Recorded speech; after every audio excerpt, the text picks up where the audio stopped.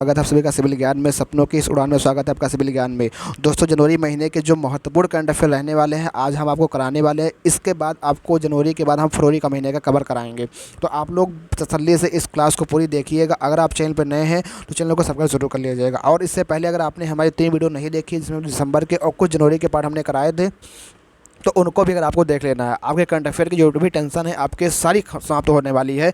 बस आपको थोड़ा विश्वास रखना है कि हाँ, अगर आपने भाई समझ लीजिए एक पूरे साल नहीं पढ़ा है और लास्ट मोमेंट पर अगर आपको ये क्लास मिल रही है तो आपके लिए बहुत ही बेनिफिशियल रहने वाली है। चलिए क्लास को स्टार्ट करते हैं। क्लास करने के बाद ही आपको मालूम पड़ेगा कि हाँ, इस क्लास की वैल्यू क्या है। सबसे पहले हम आगे बढ़ते हैं और जनवरी महीने के जो भी इंपॉर्टेंट पुरस्कार हैं पहले उनको डिस्कस करेंगे। जैसे कि हम यहाँ पे बात करेंगे सबसे पहले उनके जो महत्वपूर्ण बोले तो लल्लन टॉप दिवस कौन कौन से हैं कि जो एग्ज़ाम में बिल्कुल आपके छपेंगे। जैसे कि अगर हम आपसे पूछें कि जनवरी महीने में जो आपका मनाया जाता है वो आपका सबसे पहले आपका होता है जनवरी का विश्व ब्रेल दिवस, जो कि आपका 4 जनवरी को मनाया जाता है विश्व ब्रेल दिवस। इसको आपको ध्यान रखना है। इसकी जो थीम थी end inequalities end AIDS in pandemic, इसका जो थीम था इस बार का। अगर हम बात करें 6 जनवरी को कौन सा दिवस मनाया जाता है, 6 जनवरी को आपको विश्व युद्ध अनाथ दिवस आपका मनाया जाता है, आर्फन डे के नाम से होता है, ये आपका मनाया जाता है। फिर आपका आता है 9 जनवरी को, 9 जनवरी को आपको प्रवासी भारतीय दिवस मनाया जाता है, क्योंकि 9 जनवरी 1915 को दक्षिण अफ्रीका से हमारे जो राष्ट्रपिता महात्मा गांधी जी वापस लौट कर आए थे। इसीलिए जो है 9 जनवरी को हम लोग NRI डे इसको नाम जानते हैं कि NRI डे के नाम से इसको आपका मनाया जाता है 9 जनवरी को।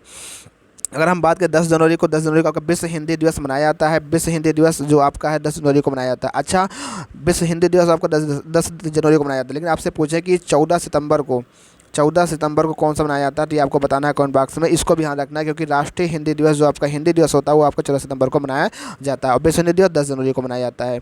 इसी प्रकार आपका 12 जनवरी को क्या मनाया जाता है, 12 जनवरी को आपका राष्ट्रीय युवा दिवस जिसको हम लोग नेशनल यूथ डे कहते हैं, जो कि स्वामी विवेकानंद के जन्मदिवस के उपलक्ष्य में मनाया जाता है। इसको भी आपको ध्यान रखना है। अगर हम बात करते हैं 15 जनवरी को आर्मी डे, हमने इसके पहले भी क्लास में डिस्कस किया था आर्मी डे के बारे में, तो आपको परेशान बिल्कुल नहीं होने हैं और ये सारी क्लासें आपके लिए बहुत ही महत्वपूर्ण साबित होंगी। बस आप देखते जाइए क्लास के बारे में। 15 जनवरी को आपको क्या सेना दिवस है, जिसमें आपका ये आर्मी डे है। आर्मी डे आपका 15 जनवरी को मनाया जाता है। इसमें से आपका अगर हम बात करें 4 दिसंबर को, फिर ये आपका 8 अक्टूबर को। तो 4 दिसंबर आपका है होता है नेवी डे होता है, 8 अक्टूबर आपका क्या होता है आपका एयरफोर्स का डे होता है। तो इसको आपको दोनों को ध्यान रखना है। अगर हम बात करें 16 जनवरी को, तो 16 जनवरी को आपका राष्ट्रीय स्टार्टअप दिवस मनाया जाता है, जिसमें हम लोग नेशनल, ये पहली बार इस बार मनाया गया। इसको बिल्कुल ध्यान रखना है, ये आपके लिए बहुत ही महत्वपूर्ण रहने वाला है। 16 जनवरी को राष्ट्रीय स्टार्टअप दिवस आपको मनाया 16 जनवरी को मनाया जाता है। अगर हम बात करें आपका 15 जनवरी को एक होता है तिरुवल्लुवर दिवस, इसको भी आपको ध्यान रखना है बस। लेकिन महत्वपूर्ण यहाँ पे क्या है, राष्ट्रीय स्टार्टअप दिवस। और सबसे ज़्यादा महत्वपूर्ण आपका 23 जनवरी को पराक्रम दिवस मनाया जाता है। भैया पराक्रम दिवस क्या है, तो आप सभी को बता दूं कि 23 जनवरी को क्या हुआ था, सुभाष चंद्र बोस का जन्म दिवस होता है। सुभाष चंद्र बोस जी का जो जन्म दिवस होता है वो आपका 23 जनवरी को, इन्हीं के दिवस को हम लोग पराक्रम दिवस के रूप में मनाते हैं। अगर आपसे पूछे कि सुभाष चंद्र बोस ने जो है क्या किया था, इनकी एक पुस्तक की नाम है, उसका नाम है इंडिया स्ट्रगल। बहुत से मतलब इन्होंने काम किए थे। तुम मुझे खून दो मैं तुम्हें आज़ाद दूँ, इन्हीं का नारा था इंडिया स्ट्रगल। इन्होंने पुस्तक लिखी थी। सुभाष चंद्र बोस ने आज़ाद हिंद फौज की स्थापना की थी। हरिपुरा अधिवेशन इन्होंने किया था। तो सुभाष चंद्र बोस आपके लिए बहुत ही महत्वपूर्ण है, इनसे कोई ना कुछ बनता ही बनता है। तो यहाँ पर आपको ध्यान रखना है पराक्रम दिवस 23 जनवरी को मनाया जाता है। राष्ट्रीय बालिका दिवस जो कि आपका 24 जनवरी को मनाया था, राष्ट्रीय बालिका दिवस। अगर बात करें 25 जनवरी को क्या होता है, राष्ट्रीय पर्यटन दिवस मनाया जाता है। और 25 जनवरी को ही आपका राष्ट्रीय मतदाता दिवस मनाया जाता है। भैया 25 जनवरी को ही आपका जो है 25 जनवरी 1950 को क्या हुआ था कि आपका जो है राष्ट्रीय मतदाता दिवस नेशनल वोटर डे मनाया था, क्योंकि 25 जनवरी 1950 को क्या होता है निर्वाचन आयोग का गठन हुआ था। और वर्तमान में जो निर्वाचन आयोग थे वो क्या है, उनका नाम क्या है, राजीव कुमार है। इसको भी आपको ध्यान रखना है, ठीक है। तो ये सारी चीज़ें आपको ध्यान में रखना है। ये voters day, national voters day जरूर पूछा जाएगा अगर एग्जाम पूछा जाएगा। अगर करंट से क्वेश्चन पूछेगा तो पूछ लेगा कि वर्तमान में कौन महान निर्वाचन आयुक्त है, राजीव कुमार, याद रखना है। फिर आगे बढ़ते हैं अंतर्राष्ट्रीय सीमा शुल्क दिवस, जो कि 26 जनवरी को मनाया जाता है, अंतर्राष्ट्रीय सीमा शुल्क दिवस, इसको भी ध्यान रखना है। आगे बढ़ते हैं 28 जनवरी को आपका होता है विश्व डेटा गोपनीयता दिवस, जो कि 28 जनवरी को आपका मनाया जाता है। विश्व डेटा गोपनीयता दिवस आपका 28 जनवरी को मनाया जाता है। अगर हम बात करें 23 जनवरी को कौन सा दिवस होता है, विश्व कुष्ठ दिवस मनाया जाता है। और 23 जनवरी को आपको होता है विश्व शहीद दिवस, मतलब शहीद दिवस आपका 23 जनवरी को मनाया जाता है। तो भैया ये आपका जो है जनवरी के महत्वपूर्ण जो दिवस है, जो कि अगर आएंगे तो इसी में से आएंगे, बिल्कुल और भी कहीं से आने वाला नहीं है। अगर क्वेश्चन बनेगा दिवसों के ऊपर तो जनवरी माह के यही सारे दिवस होंगे जो कि एग्जाम में आपकी आएंगे, तो इन सबको याद कर लेना है। अगर आपको क्लास की PDF चाहिए तो क्लास की PDF आपको हमारे टेलीग्राम चैनल पर सिविल ज्ञान बाई अदनान के नाम से हमारा टेलीग्राम चैनल है, आपको वहाँ मिल जाएगी। अगर आपको कोई भी डाउट कोई समस्या होती है तो सिविल ज्ञान बाई अदनान पर टेलीग्राम चैनल पे आप मैसेज कर सकते हैं। अदरवाइज़ अगर आपको टेलीग्राम की लिंक चाहिए तो इस कमेंट बॉक्स में जाइएगा, वहाँ पे आपको सिविल बैद्यनाथ के नाम से आपको लिंक मिल जाएगी। आगे बढ़ते हैं। आगे बढ़ने से पहले भैया चैनल पर नए हैं, चैनल को सब्सक्राइब ज़रूर कर दीजिएगा। आगे बढ़ते हैं। आगे यहाँ बात करेंगे जनवरी माह के जो आपके सम्मान और पुरस्कार है कि जनवरी महीने के जो सम्मान पुरस्कार दिए गए, इसी तरीके से हम लोग अक्टूबर महीने तक करने वाले हैं, तो आपको परेशान नहीं होना है, जल्दी से जल्दी सारी क्लास को आपको जल्दी से देखने को मिल जाएंगी। तो यहाँ पे हम बात करेंगे सम्मान और पुरस्कार। अगर हम बात करते हैं 2021 के सम्मान पुरस्कार के बारे में, तो कनाडा देश का सर्वोच्च नागरिक सम्मान, जिसको हम लोग ऑर्डर ऑफ कनाडा से कहते हैं, उसको दिया गया किसको, तो वेंकुटम नैयर को और लक्ष्मणन को, नवजीत सिंह ढिल्लो और डॉक्टर प्रदीप मर्चेंट को, इन 3 व्यक्तियों को दिया गया है कनाडा देश का सर्वोच्च नागरिक सम्मान।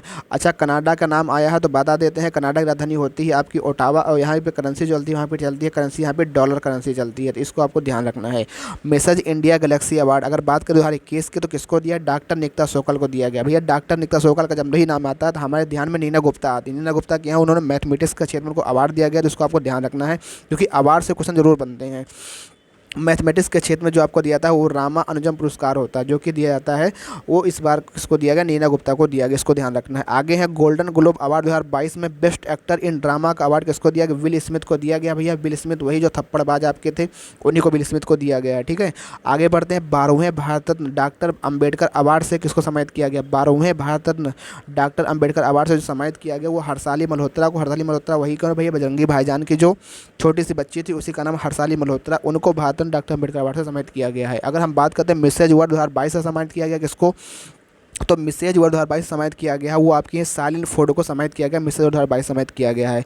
अगर हम बात करते हैं international association of working women award से सम्मानित किया, सुष्मिता सेन को, भैया सुष्मिता सेन को सम्मानित किया गया, international association of working women award से सम्मानित किया गया है। अगर हम बात करें नेताजी पुरस्कार 2022 से शिंजो अबे, भैया शिंजो अबे हमारे लिए बहुत ही महत्वपूर्ण थे। शिंजो अबे जो है जापान के, ये कौन है, जापान के भैया पूर्व प्रधानमंत्री। ये कौन है, तो जापान के पूर्व प्रधानमंत्री थे जापान के। अगर और वर्तमान में कौन वहाँ पे जापान के प्रधानमंत्री है, तो वह फूमियो किसिडो इस समय वर्तमान में वहाँ पे हैं। शिंजो अबे की क्या है, हाल ही में इनका निधन हो गया है, और शिंजो अबे को जो है नेताजी अवार्ड भी दिया गया है। कौन सा अवार्ड दिया गया है, तो नेताजी अवार्ड 2022 का दिया गया। और इनको अगर हम बात करें, शिंजो अबे को पद्म विभूषण पुरस्कार भी दिया गया, किसका, लेकिन 2021 वाला दिया गया। 2022 वाला तो याद ही होगा, 2022 वाला किसको किसको पद्म विभूषण दिया गया, सबसे पहले दिया गया जनरल बिपिन रावत को, प्रभा अन्य को, राधेश्याम खेमका को, डॉक्टर कल्याण सिंह को, 4 लोगों को दिया गया पद्म विभूषण। अभी हम आगे डिस्कस करेंगे पूरा डिटेल से कि कितने लोगों को पद्म पुरस्कार दिया गया, लेकिन यहाँ पे हम बात आई शिंजो अबे की, तो हमने बता दिया शिंजो अबे को पद्म विभूषण जो अवार्ड दिया गया 2021 वाला दिया गया था, ना कि 22 वाला, और नेताजी अवार्ड इनको दिया गया था। शिंजो अबे बहुत ही महत्वपूर्ण है। जो हम लोग आजकल आपने सुनते हैं क्वेड, जो क्वेड का जो बैठक भैया, क्वेड की जो क्वेड की संकल्पना है, इनको शिंजो अबे को ही दिया जाता है, क्योंकि शिंजो अबे ने क्वेड में कौन कौन से राज्य जाते हैं। सबसे पहले क्वेड में कौन कौन सी एक्सरसाइज होती है, तो क्वेड की एक्सरसाइज होती है मालाबार, आपको पता होगा, जो कि इंडिया, यूएसए, जापान और ऑस्ट्रेलिया के बीच में 4 देशों की एक्सरसाइज होती है क्वेड में। अच्छा, जैसे क्वेड बना है, ऐसे एक आपका ITU2 बना है। ITU2 क्या है, ये भी एक समझौता है।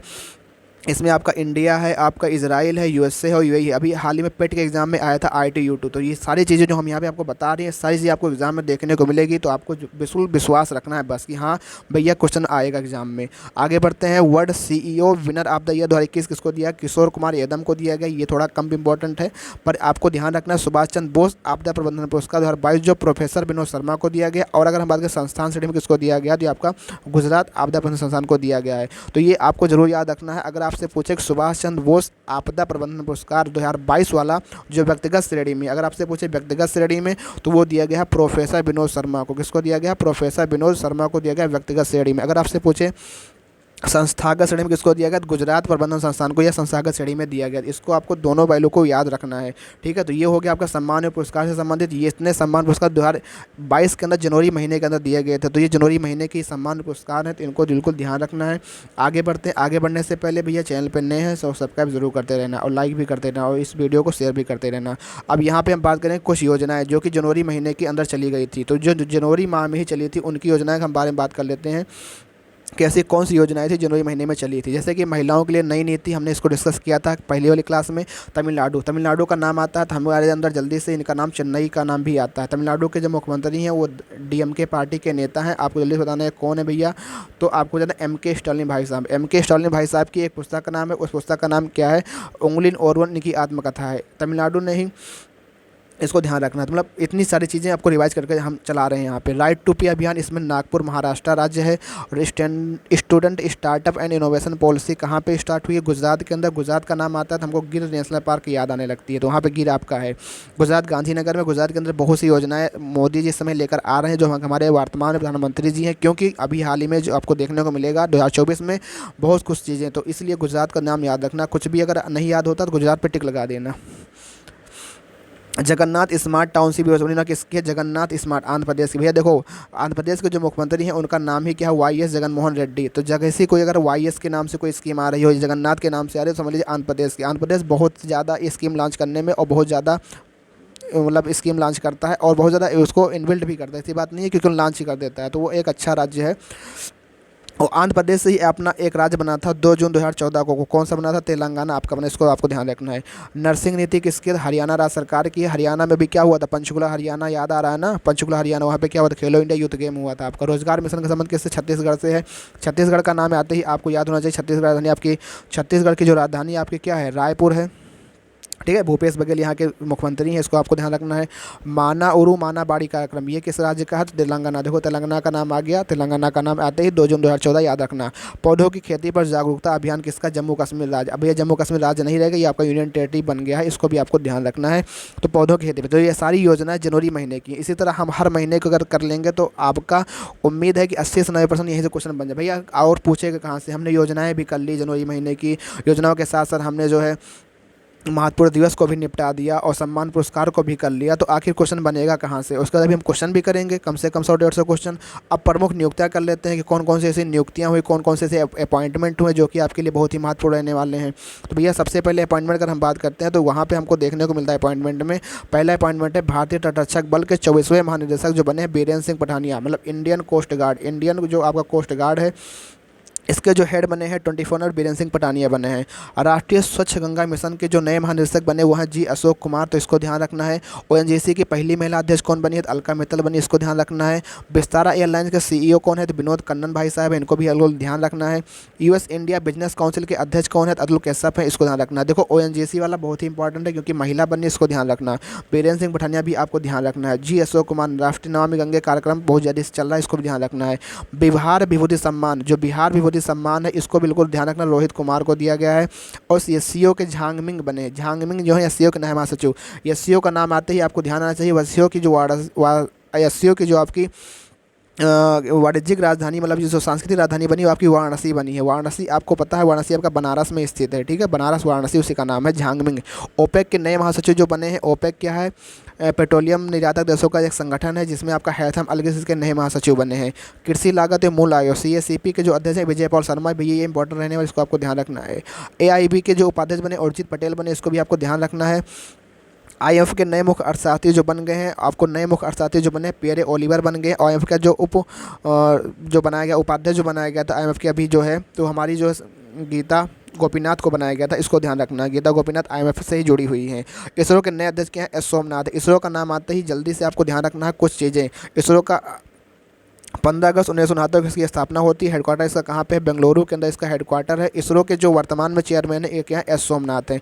अच्छा, इसरो के कुछ महत्वपूर्ण आप बता दें 2022 में कौन कौन से इसने किए हैं? तो सन 2022 में अगर हम बात करें 14 फरवरी सन 2022 को सबसे पहला इसने एक प्रक्षेपण लॉन्च किया था, उसका नाम था PSLV C-52 से लॉन्च किया। उसका नाम क्या था? अर्थ ऑर्बिशन सैटेलाइट 04 को इसने लॉन्च किया था। अभी हाल ही में सिंगापुर के 3 सैटेलाइट को भी लॉन्च किया, इसको भी आपको ध्यान रखना है। तो ये आपका जो है जो इसरो ही काम कर रहा है, इसरो के बारे में है। इंडियन स्पेस तो PSLV C-52 इसने सबसे पहला सैटेलाइट यही था। उसके बाद सिंगापुर के 3 सैटेलाइट किया था। उसके बाद अभी जो है हाल ही में SSLV करके एक उससे लॉन्च किया था, इसमें आज़ादी सेट करके था, उसको भी आपको ध्यान रखना है। तो ये सारी चीज़ें इसरो से संबंधित हैं। तो आपको यहाँ पे मल्टीपल चीज़ें रिवाइजन को देखने को मिल रही होगी। आपको उम्मीद करता हूँ क्लास अच्छी लग रही होगी। अगर लग रही है लाइक जरूर कर दीजिएगा। परिधान निर्यात संवर्धन प्रसारण के जो अरशद है नरेंद्र कुमार गोयनका आपके हैं।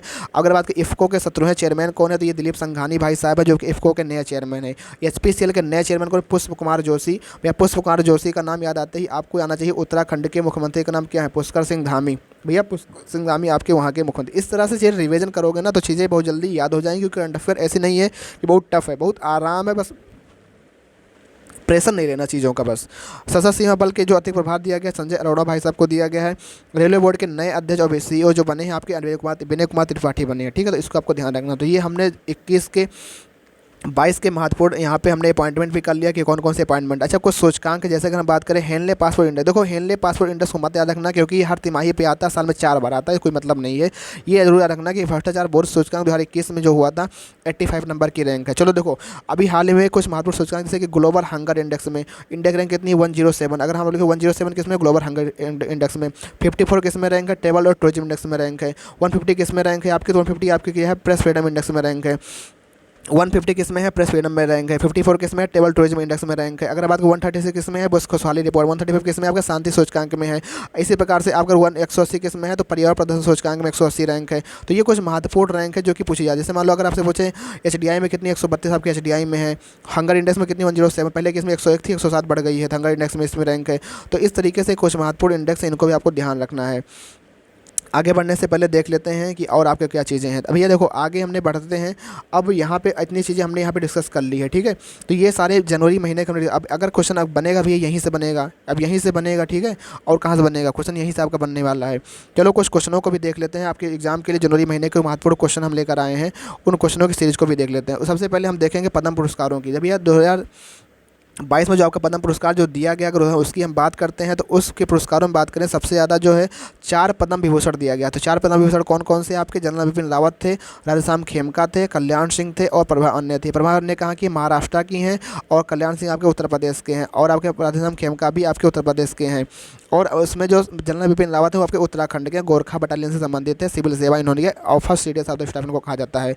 तो इसमें जो 4 पद्म विभूषण दिया गया और 17 जो है पद्म भूषण दिया गया, 107 पद्मश्री पुरस्कार। क्या हमको सब याद करना? नहीं, हमको सब नहीं याद करना है, हमको बस उन्हीं को याद करना है जो इंपॉर्टेंट है। जैसे कि पद्म विभूषण तो चारों याद रखना है कि चारों आपको याद रखना है बिल्कुल।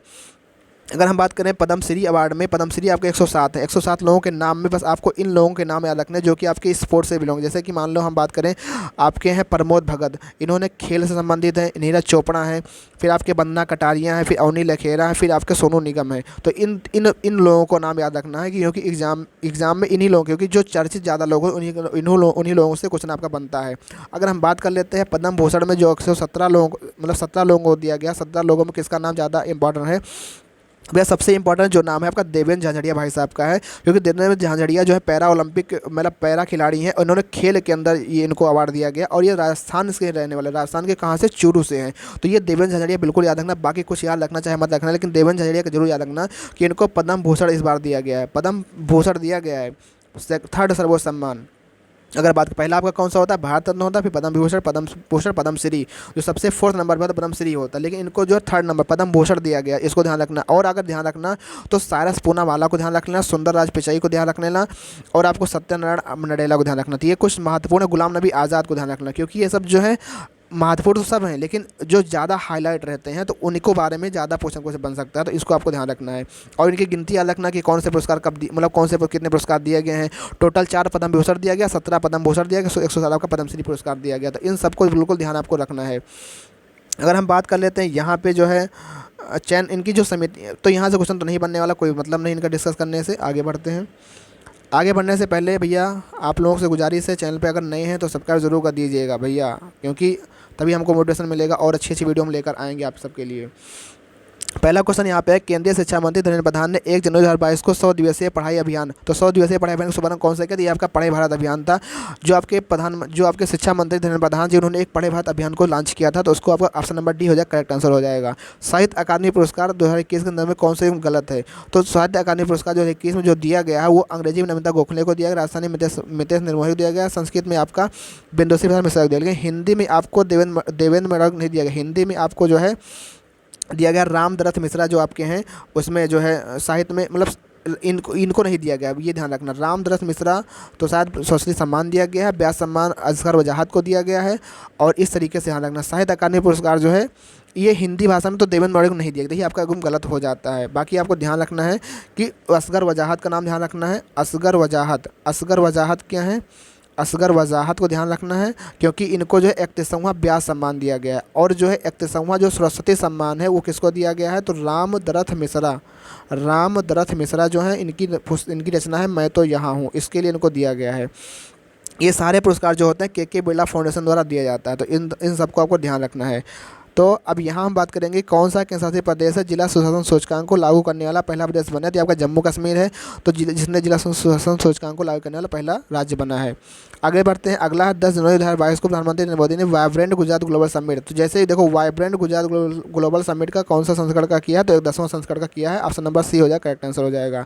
अब क्वेश्चन नंबर 5 आपका निम्नलिखित में से कौन सा राज्य है जो भारत का पहला एलपीजी युक्त और धुआं मुक्त राज्य बना है। तो कौन सा राज्य है, वो आपका हिमाचल प्रदेश है। राजधानी इसकी शिमला। जयराम ठाकुर के मुख्यमंत्री हैं, जो कि आपका एलपीजी युक्त और धुआं मुक्त राज्य बना है। हिमाचल प्रदेश के बारे में एक और योजना है नारी को नमन योजना, हिमाचल प्रदेश राज्य सरकार की है। हिमाचल प्रदेश राज्य सरकार की बारे में अगर हम बात करें तो यहाँ के जो राजधानी है आपको पता है शिमला है, और जयराम ठाकुर यहाँ के आपके मुख्यमंत्री हैं।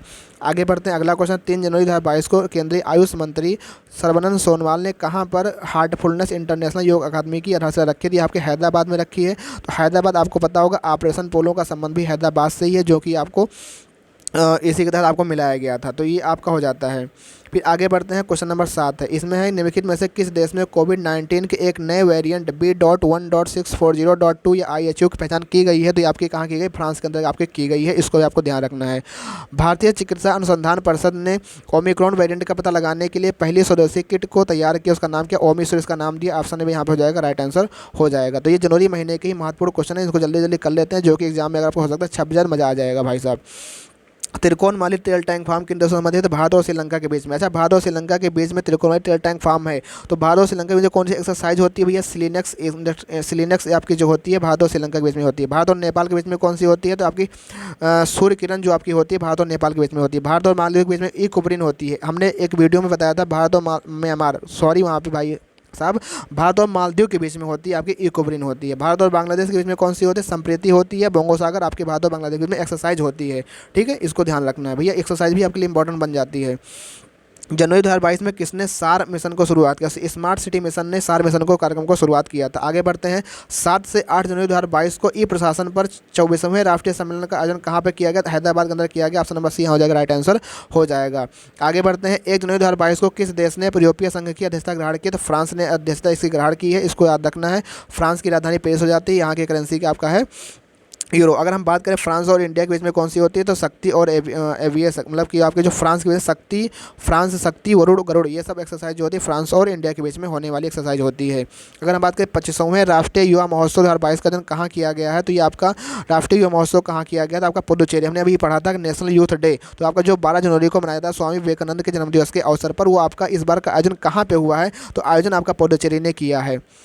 अगर हम आपसे बात करें कि 14वें नंबर क्वेश्चन में बात करें कि जनवरी 2022 में किस मध्य एशियाई देश में ईंधन की बढ़ी कीमतों के कारण आपातकाल की घोषणा की गई, कजाकिस्तान के अंदर जो है अभी आपातकाल की घोषणा की गई है।